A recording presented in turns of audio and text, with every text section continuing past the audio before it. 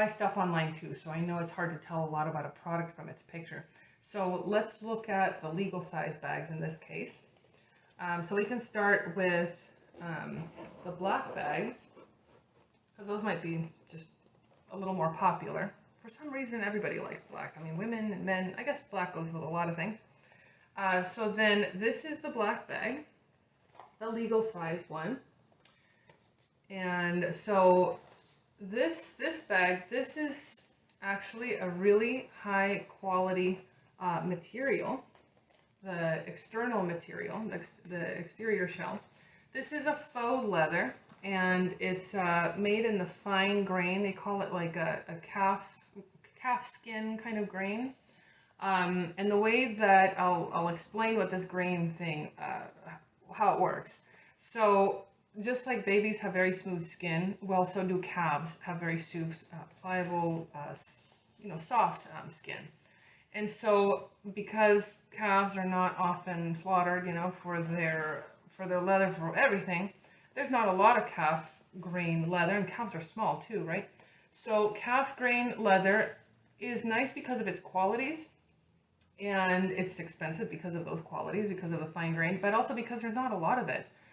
So a lot of high quality leather products, those really nice products that come from Europe, often use calf grain leather, like maybe purses or shoes will use that calf grain leather. And so it's associated with higher end items, fancy, more expensive items, like the brand Mont Blanc, they use a lot of calf grain leather. So this fabric, it is a faux leather made in the calf grain style. The manufacturer of this fabric, and I think the others as well, is a manufacturer in Mexico. But they actually, for maybe up plus 100 years, they were, they actually were kind of not manufacturers, but they prepared leather skin. So they were actually known for leather, real cowhide leather, and quality leather as well. And so they know their leather, and they've been doing this for decades. Like I said, I think over 100 years, if not more, because this town that I went to, they've been making shoes for a lot, since the Europeans brought the craft with them to Mexico, So then, so because they know their leather so well, once faux leather became a thing and they had to compete and offer that product as well to their customers, they engineered the faux leather to be almost like real leather. And so they're some of the best engineers, or manufacturers, I should say, of faux leathers. And so then this one, I actually looked through pages and pages of samples. They had this big fat binder when I went into the manufacturer's store there in the town, and the woman just came to me with binders and said, have at it, right? Because I told her I wanted to see what they offered, and they had tiny little samples, so you had to tell from a tiny little teeny sample. And so I narrowed it down to 3 of them, and I said, no, this one, bring me out this one. And when she brought it out, I said, this is it, this is the leather that I want. And she said, that is the best one. And she wasn't kidding. I mean, it really is, almost looks like real leather. And I'm a connoisseur of fine European things. I maybe I don't buy them, but I love examining them and appreciating their workmanship and quality of materials. And when I told her, when I looked at this, I thought, this just really reminds me of the really high-end stuff that I like to admire, Don't always buy. I don't buy things at Mont Blanc, but I love appreciating the quality of things that they have there. But this is a great, and I give kudos to the manufacturer. I didn't make this material, but this is just a great faux leather material. It does have softness. It's got the great grain. It's got a nice shine that's not too shiny. And it's got a good thickness, because I was very particular about the thickness of the fabric and how thick it had to, the faux leather, how it had to be, just so it could withstand the weight of documents and things like that. So then this black leather bag is a really good bag because its materials are really good, and the leather is actually, this faux leather is actually, it's I think twice the price of real leather. So this is actually, my manufacturer was even hesitant about me buying it, and I told him, it's my money, I'm going to buy the best materials that I can for my product. And he said, okay, you know, but usually shoemakers buy this leather and they use a little bit for just the tip of the shoe, you know, because it's just expensive and it is really nice. And manufacturers are always trying to cut costs wherever they can. And I'm not one of those manufacturers. I'm a one-person operation. You know, I'm not going to become a millionaire from my bags. I just want to offer a quality product to people. There's so few quality products left in the market. I think it'd be nice if there was more of them, you know, and I want to be one of those people that, again, offer quality in the market. But this fabric is actually more expensive than real leather.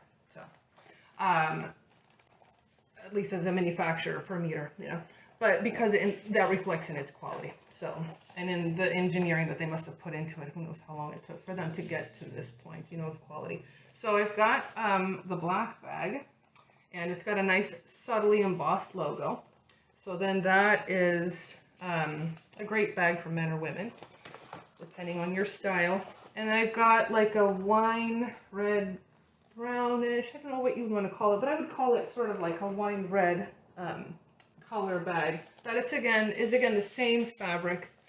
This is great for men and women. I wanted to give options for men too, because I think a man could totally use this, you know, depending on like what color clothes he had or suit or anything. I think this is just a nice bit of color, you know. Guys should be able to use more than just black, you know, poor guys. Like, it's, yeah, so then that's another option for men or women. And then I've got my just fashion bags. This one, again, they all have the same lining and everything. I have a striped lining. It's a polyester fabric, soft fabric kind of lining, diagonal line. This kind of, it's very classy. A dark brown sort of a lined fabric on the inside. And this one, I call this the Michael Kors fabric. So Michael Kors, I don't know if he created this grain, this sort of diagonal yet grainy sort of fabric, but you'll probably recognize it if you're a Michael Kors fan. The dark red, I think he used that color too, blue, I think he liked to use as well, or the brand of Michael Kors liked to use that. And so then this dark red bag, this one's great for the fall, or, you know, anytime you have those browns and, you know, those kinds of colors, again, or reds, you know. Oops, my tag just fell. So, so then this is a great kind of darkish red color, if you can see that, with a nice grain. So it's got that fabric that you'd see on a purse. It almost makes you feel like you're carrying a purse, you know. So that's nice about that one. And then this one, the same in that regard, where it's got a fabric that you might see on a purse, you know, and so it's very fashionable. It's a light pink, sort of, the lights are kind of killing the pink, but it's not as pale as you see it. It's just a nice soft pink. It's a standard soft pink kind of color with a nice zigzag, just to make it look more interesting. The colored bags will have just a brown fabric on the zipper, dark brown, which matches really well with the dark brown backing or background for the logo, for the metal plaque.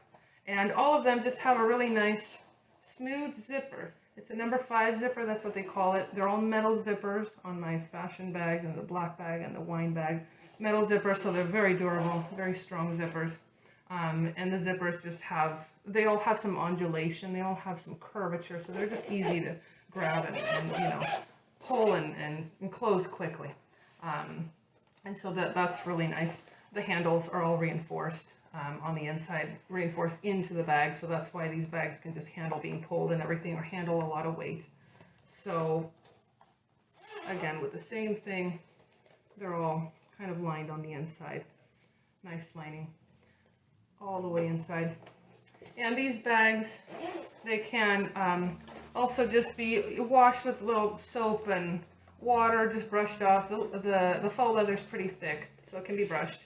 And I have gotten pen marks, especially on this one, and it can handle acetone, the 100% acetone. So, you know, the way I did it, I just rubbed it with a Q-tip, got it off, and then I immediately put water on it just to water down the acetone, just in case. I mean, because it is a plastic base, right, petroleum base, but it could handle it, you know. So that's actually very important, because pen marks get on stuff, you know, and once they're there forever.